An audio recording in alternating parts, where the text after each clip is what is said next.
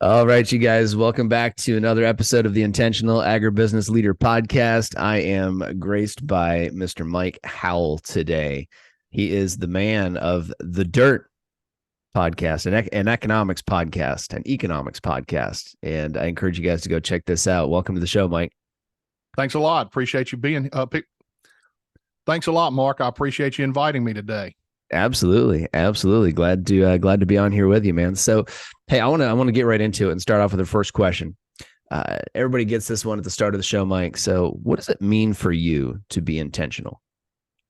Hey, Mark, that's an interesting word. And thinking about this a little bit, I've got 7 kids, and they're all pretty close in age range there, and they're starting to get out of this stage now. But one of the big things they always come to me, Dad, so and so did this, and he did it on purpose.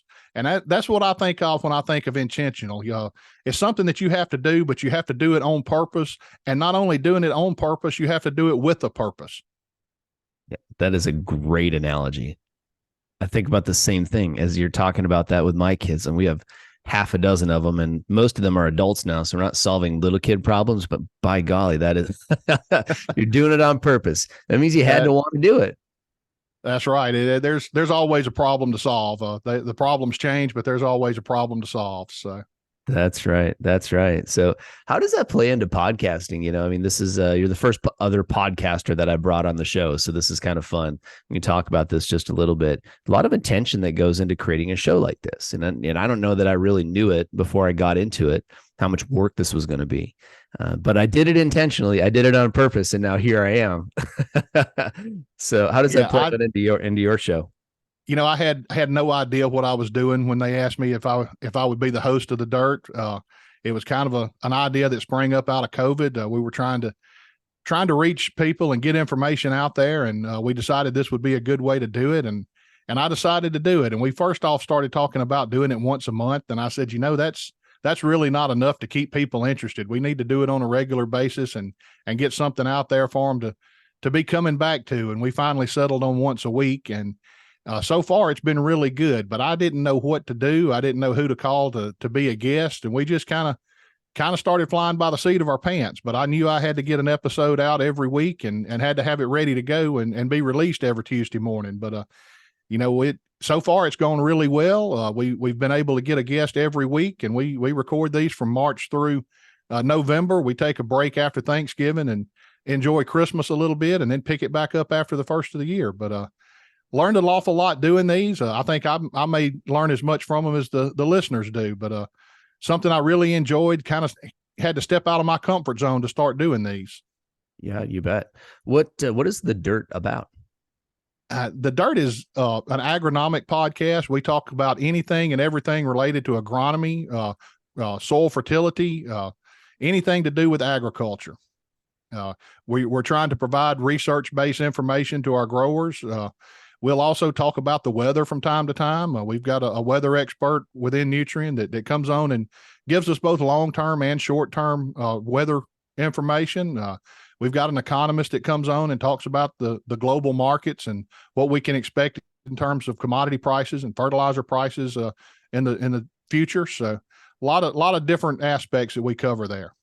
Okay. All right. Well, you guys go check out the Dirt and eKonomics podcast, which I'm going to start listening to this a little bit more as well, because I'm finding, we do a lot of work even as a leadership training company with people that work in agronomy. It's just helpful for me to know and be more knowledgeable about what's going on in your world. So when you're not podcasting, Mike, you're an agronomist, right? If I understand right, if I remember from our first conversation.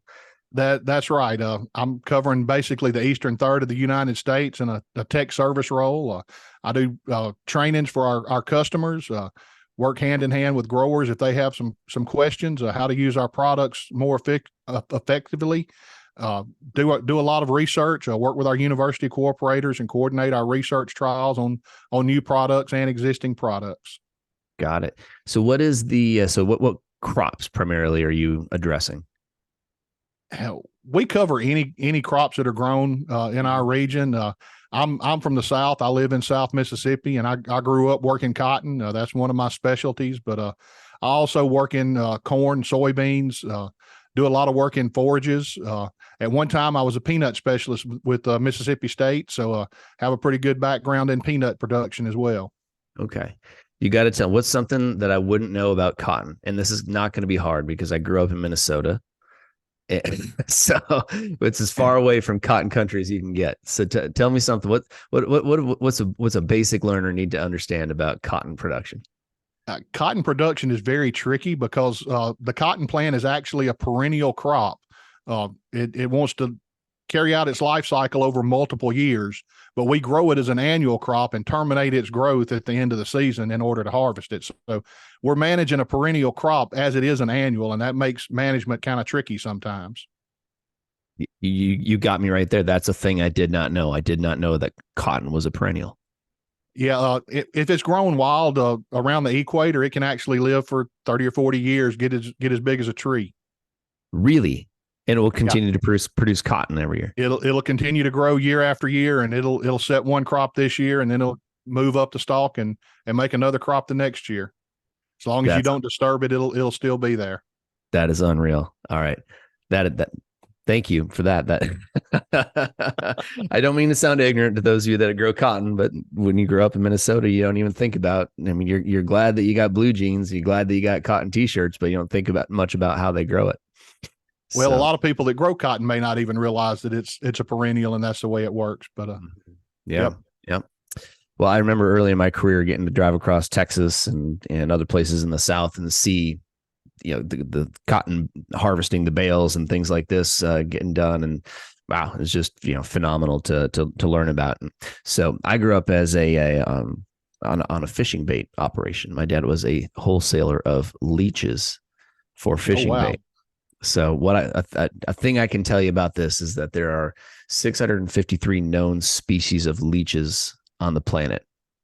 And the greatest concentration of all leeches is in the northern half of Minnesota, thanks to the glaciers that dug out all kinds of little 3-foot, 4-foot deep sloughs and ponds. And the reason this is that these ponds will freeze out every third, fourth year when you get a good hard winter. They'll freeze to the bottom and kill off any fish, because if there's fish, there won't be leeches. And that's why you have the greatest population of leeches on the planet is in the north half of Minnesota. Learn something new every day. I had no idea. Isn't that wild? All right, let's get back to the questions though, because I think this is that's fun. It's always fun to exchange information and teach people something they didn't know they were going to get to know today. From this is a leadership podcast. I want to talk about that, Mike, in your world, in your role, whether you're making podcast or you're working with customers, working with farmers, working with your other folks there within your company.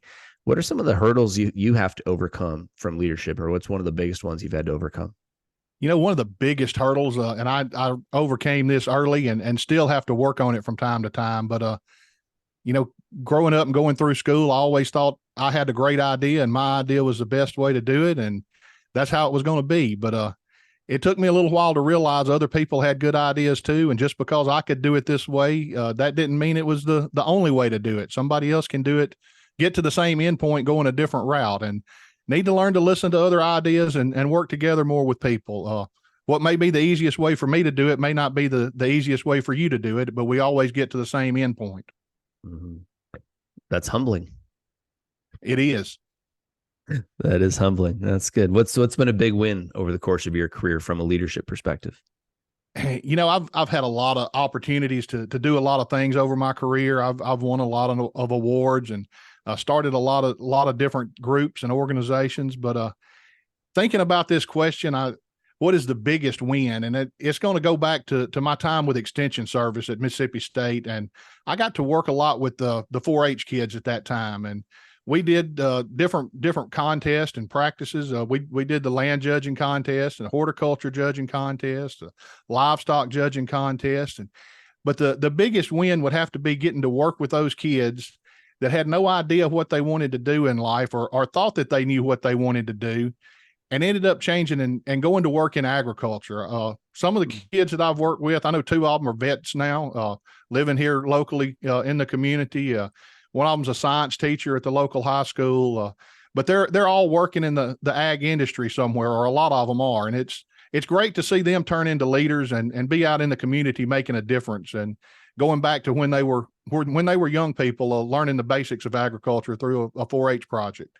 Yeah, that's really fantastic. I mean, even as you bring that up, I'm thinking about when I got into FFA as a freshman in high school, and growing up in the fishing bait industry was not traditional ag, right? So I didn't have the dairy animals to show like a lot of my friends did. I grew up in a dairy area and a turkey area in Minnesota. I didn't have those things to bring to the county fair. We didn't have cattle. We didn't have pigs. We had some chickens, but not the ones you show at the county fair. Yeah. And so I got into an ag class when I was a freshman, and they got me on the poultry judging team. And so we got to go to the poultry judging team, and I don't think I was any good at it. I'll be real honest. But what happened for me is at that event, it wasn't our ag teacher. I think it was his wife that took us there. She let myself and my friend Brent leave the building we were in and walk a few blocks up the street and go to Taco Bell and get lunch on our own. She gave us freedom and autonomy to go make our own decisions. And as soon, like we thought we were getting away with everything, right? At that moment, like, this is so cool. We went and had our Taco Bell. We came back. We got the results from the contest. I don't remember what they were. It doesn't matter. But we went back and we went to the ag teacher and we said, when is the next event? When do we get to go? That's right. And Mark, you hit on something there. It doesn't matter whether you win or lose, as long as you're doing your best. And that's what I always tried to teach the kids. If you're learning something from this, you're accomplishing something. It doesn't matter what your score was or how you placed. Let's learn something while we're doing this. And we did these different projects, and yeah, we were trying to teach them agriculture while we were doing it. But the biggest lessons that I wanted them to get out of it was leadership, citizenship, how they could go back in the community and be productive citizens. And I think we did a good job accomplishing that when we look back at it. Yeah, man. I mean, there's so much value in those 4-H and FFA and other youth organizations like this. There's so many valuable lessons that get taught. And it's one of my favorite things to support every year whenever I'm able to is the Blue Jackets Bright Futures program. I don't know if you're familiar with that with FFA, yep. But I remember it was such a big deal when my mom wrote a check. And we didn't have a lot of money. She gave me a check for my FFA jacket. And I remember her handing me that check. I think it was $45 at the time. And she stuffed that check in my chest and she said, "You damn well better wear this thing." Exactly. And boy, did I think by the time I was all done with my FFA career, I had 3 or 4 FFA jackets, but it's such a big deal. So it means a lot to know their families that probably maybe struggle a little bit financially, and that now $90 FFA jacket today is a little bit more of a cost. So, man, if I can buy 10 of those a year, I'll do it. Exactly. Got to support our young people. They're our future. Yeah. Yep. Absolutely. So, well, good. So, over the course of our careers, there are people that just inspire us or get us to do things differently or motivate us or whatever. Who's been somebody you've really admired over the course of your career, Mike? I grew up working cotton, and that I thought cotton was the only crop that we could grow in the South for a long time. But after I went to work for the Extension Service, shortly after that, they came to me and said, "We need somebody to be the peanut specialist, and you're the guy. All the peanuts are in your area. We want you to work on peanuts." And I had never been in a peanut field in my life. Worked in peanuts for about 10 years and think we put together a really great peanut program while I was here. But I couldn't have done any of that without the help of Dr. John Beasley. He was a peanut specialist at the University of Georgia at the time. I picked up the phone out of the blue, gave John a call, and he was more than willing to help me out. Anytime I had a question, he was right there to help work me through it. He even came over and went through the field calls with me and helped me understand what was going on, what I was looking at. He came and did some grower meetings for me. Later on, John retired from the University of Georgia and went to Auburn, where he was department head for probably about 10 years there, maybe longer. But John's recently retired, and I can still pick up the phone and give John a call today and just to talk SEC football, or we can get back into the peanut field and figure out what we need to be doing in the peanut field. But never once did I see John look down on somebody or think that was a dumb question. You ask John a question, and he's going to do his best to answer it. And if he didn't know, he would tell you he didn't know, but he would find out and get back with you. But John was a great guy, still is a great guy, and would do anything for anybody. That's cool. It sounds like a great guy. What Yeah. book recommendation did you bring for us, Mike? What should people be reading? I don't have a lot of time to read books. That's one thing I want to try to do a lot more. But one book that I read a couple of years ago that really made an impression on me. It's called Extreme Ownership by Jocko Willikin and Leif Babin, and I may have butchered those authors' names, but and they were two Navy SEALs that served in Iraq, and the book talks about their ordeal in Iraq, their daily battles that they had to go through, but it also talks about the leadership that had to be employed with the SEALs in order to make sure everybody came home every day. If there wasn't leadership and people doing what they needed to do, they could have all been lost over there. But they do a great job of converting that to business life and how you have to own the decisions you make, how it's the responsibility of the leader to make sure a project gets from point A to point B. And if it works, that's great. Take credit for it. If it doesn't work, own that. Learn from it and be ready to move on next time. Don't dwell on the failures. Learn from them and do better next time. But a great book. Encourage everybody to get a copy of that one. Yeah, that's a great book. That is a great book. I've read it. I've listened to the audiobook. They have another one called The Dichotomy of Leadership, and Jocko really has positioned him and his company really. In fact, I mean, we run a leadership coaching company, and even if it's competitive, I don't care. It's one that I want to go to. There are very few programs that I'm super impressed with that I think, wow, I really would benefit by investing the money and going to that one. And he runs a battlefield type program similar to battlefield leadership, which I know a lot of people in the agriculture industry have been through. A lot of leaders anyway have been through. But so Jocko and his group at Echelon Front actually take you out to, say, like the Battle of Gettysburg. They'll take you out to Custer's last stand and actually go through what happened and where decisions were made and what must have been happening, because these things are so well documented and looking at it from a leadership perspective. So that's one that I would pay to go to for sure. Yeah, that sounds really interesting. I didn't realize they were doing all of that. Yeah, they have some really cool programs like that, and they're not terrible. I mean, they're expensive, but they're not out of reach for most people and most companies. So right. So what did you keep yourself productive and keep your energy up throughout the day, Mike? Well, with 7 kids, you stay active whether you want to or not. I try to get up and get going and get things moving early and trying to get everything done so I can be with the kids in the afternoon. They're all involved in different activities, and I want to be there as much as I can. So I can't be there with them and go to football and basketball games if I still have work to do. So I try to make sure I am as productive as I possibly can be during the day so I can get things wrapped up and ready to go to a ball game that night. So yeah.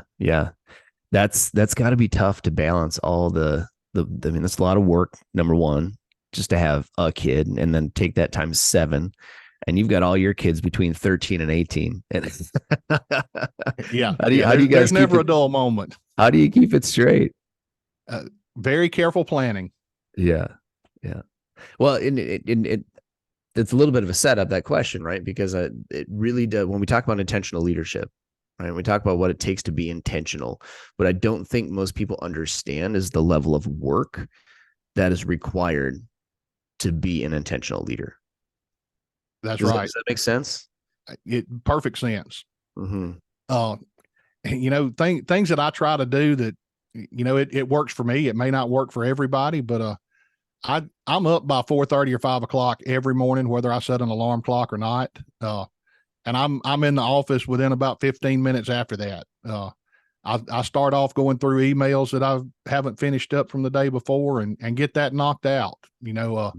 I can spend time doing that kind of stuff before the phone starts ringing. And, I'm in the central time zone, but a lot of people I deal with are in the Eastern time zone. So when they get to work at 8 o'clock, my phone will start ringing at 7 o'clock. So, if I can get up early and get a lot of stuff knocked out before that phone starts ringing, that frees me up during the rest of the day. And, another thing that I've learned, I try really hard to check emails 3 times a day. I used to have notifications on my computer, and every time I'd get an email, it would pop up. And if I'm writing a manuscript or trying to go through some research data, that distracts me. Even if I don't open the email right then, it distracts me, and I have to, okay, where was I at? And if I do open the email, well, then I have to really go back and figure out where I was. So I set up 3 times during the day that I take about 20 minutes each time, and I go back and catch up on emails then. I probably get 200 or 300 emails a day, and probably 85% of them are junk. I don't even need to open them. Well, I can go through all of them really quick and hit delete, and then open the ones I need to open and respond to those at that time. That may not work for everybody. I know some roles you need an immediate response to some emails, but if somebody really needs me, they know they can pick up the phone and get my attention a lot quicker that way than through an email. But that's some things that I do to try to stay more productive. You bet. Well, when I think about where a lot of people get stuck, it's in this idea that they have bought into over time, which is, I think, that they think that they need to respond right away, or they got to be right on top of it, or if we don't have this back within 30 seconds. And you might have had a boss along the way that trained that into you because that's how they ran their life. But that doesn't mean they were a good example.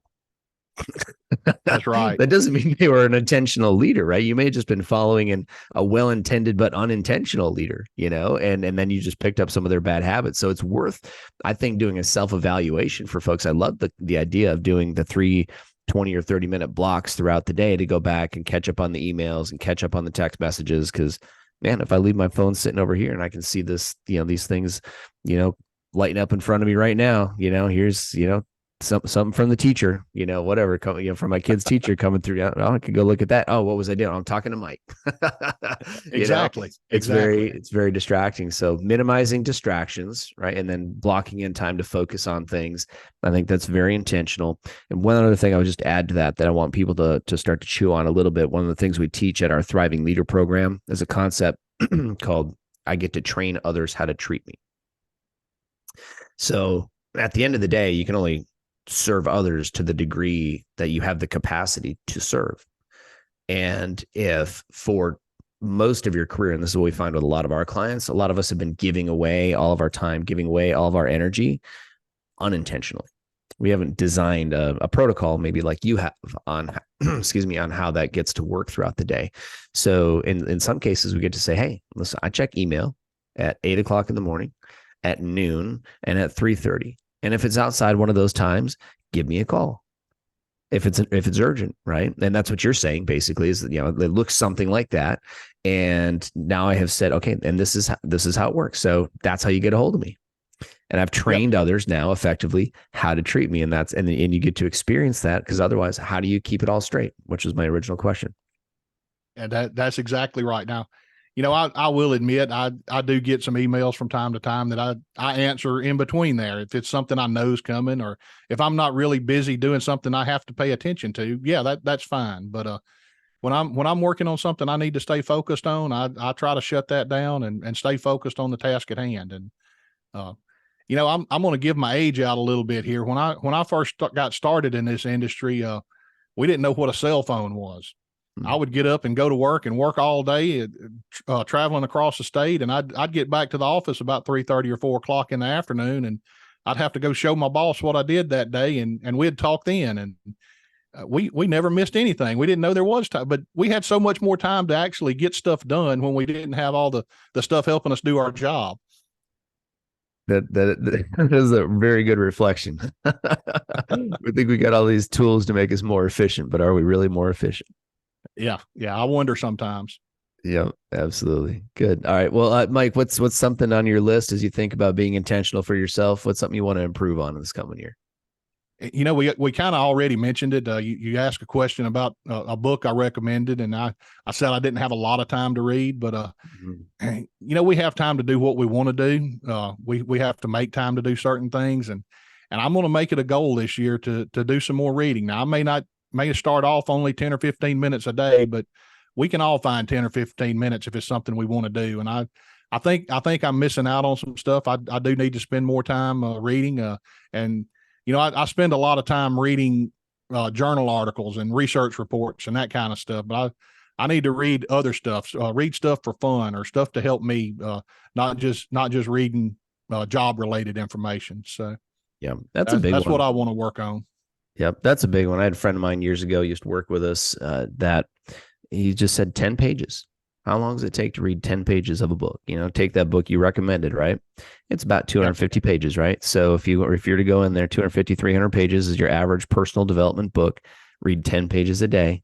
In a month, you got one done. You can do 12 a year at that pace. that's You know, right. so those people are sitting here saying, I don't have time. You got time, right? You're just doing other things with the time. So, Exactly. right. So we gotta You got to look set at your what's. priorities and do what's most important. And I mean, I can watch a football game all day Saturday. I got plenty of time to do that, but Yeah. I could spend 10 minutes of that football game reading a book and still find out what happened in the football game. Mm-hmm. And I would recommend to people listening to Mike, as you, this is one of the big excuses I get from a lot of people. Man, I don't have a lot of time to read. And I get it, and so maybe they're taking in audiobooks and podcasts. I hope they're listening to podcasts. That's why they listen to this one or to the Dirt podcast. There's another plug for you. But yeah, there's something about sitting down with a paper book and putting it in your hands and actually taking time. I have been doing a 1 year study Bible. I'm halfway through that book, right? Halfway through the Bible, going page by page. And it's just something about turning a few of those pages every night before I go to bed that puts me into a better state as I'm about to go to sleep. That's So, right. And yeah. you're not worried about anything else at that time. If you've got a book in your hand, you're focusing on that and not worried about what else is going on. You don't have a phone with different alerts coming in and all that kind of stuff. So And that's a big thing. I think one of the worst things for our brain is to be sucked into the YouTube shorts and the TikToks and the emails and text messages and all that stuff right before you go to bed. In fact, all the biohacking gurus, the experts in personal health will tell you for that last hour before bed, we should not be looking at devices. that's exactly right. And I try to get my kids to do that, but that's another battle. So Yeah. they think they have to have that phone at all times or watching the television at all times. But Yep. there's a lot of wisdom in that. Turn it off and wind down, get ready for bed. Yeah, man. I tell you what, we had our oldest is a type 1 diabetic, and so about time she turned 9, there was an app that would sync up between the phone. If we had the phone, it would project her blood glucose out to our phones, and we could start to watch her blood sugar from wherever we are. And right now, she's in 10th grade and she's at high school for the rest of the day. And I can go on my phone right now. I know exactly what her blood sugar is, so it allowed us to feel more at ease. And so she got a phone earlier. And then her little sister, who's only about a year and a half, 2 years younger than her, she got one about the same age she did. And that was one of those mistakes I know that I made as a parent. I would not get them a phone as early as I did, especially knowing what I now know about the mental health and what's going on with a lot of teenagers and the content that they're getting, frankly, assaulted with. So a more intentional move, my 7-year-old son, who's just about 8, and he's just going to get to wait longer. And I'm just, as the dad, I'm going to be the gateway, and I'm just going to say no. Like, not no forever, but no for longer, because I'm going to let his brain, like, it's okay if he has to borrow a friend's phone or a friend's mom's phone, or there's no pay phones that can go to call us anymore, but right. But that's what we had to do. That's it. But today everybody's got one. And, I understand kids feel left out if they don't have the phone, but there's a lot of bad things associated with them as well. And I'm like you, I wish I had waited a little longer getting some of those devices. Well, I tell you what, man, from a training perspective, just a people development perspective, obviously we're working with a lot of young people that are in their mid 20s or so after university. And so we're dealing with a whole different set of, we actually have to change our approach to learning because they've been attached to this thing for so long. It's very hard to get them off of that. So we're having to create now short form content to teach leadership principles and ideas and put that in front of them in the form of a TikTok to get them to learn. Yeah. Right. We can't do coaching like we used to do. We can't sit down and have a conversation like this for an hour, like you and I can. But if I put it on a short form video, then it actually gets their attention. So it's got to do what gets their attention, I guess. I'm still old school. I'd rather sit down and have a conversation, but that's harder to do these days. What I'm noticing is what I believe to be the effects of nobody having to deal with delayed gratification. Yep. And I think, man, if I can teach my kids, and this is what I'm working on right now, my oldest daughter got her job at Chick-fil-A. she's loving it, man. Make $10 an hour, $10 an hour out there taking, selling chicken sandwiches. And she's just having a great time with it. She's feeling good. She's 15 years old. She's making money. And I said, this is what we're going to do. So we're taking the first 10% of that money goes into your give account, right? So where are you going to tithe it to? And then the next 40% that goes into your savings. She's like, what am I saving for? I'm like, you're just saving. She's like, I want to save up and get an iPad. I'm like, well, when you get to $1,000 in your account at a minimum, then we'll talk about what you can do next. But you're still going to be putting half your paycheck away every single month. So how you want to allocate your spending money, that's completely up to you. So if you want to save up for an iPad, I suggest you save the half that you get to spend. Well, that's something that we don't teach our kids well enough is how to save and spend money. My oldest just started college, and he went out and bought his first truck last week, but he had to pay for that himself. He got out and worked and got the money himself. But dad bought him the first one, and that one wasn't good enough, so he had to work to get his second one. It'd been a lot easier if he had been saving money all along instead of having to come up with it all at one time. But he made it work.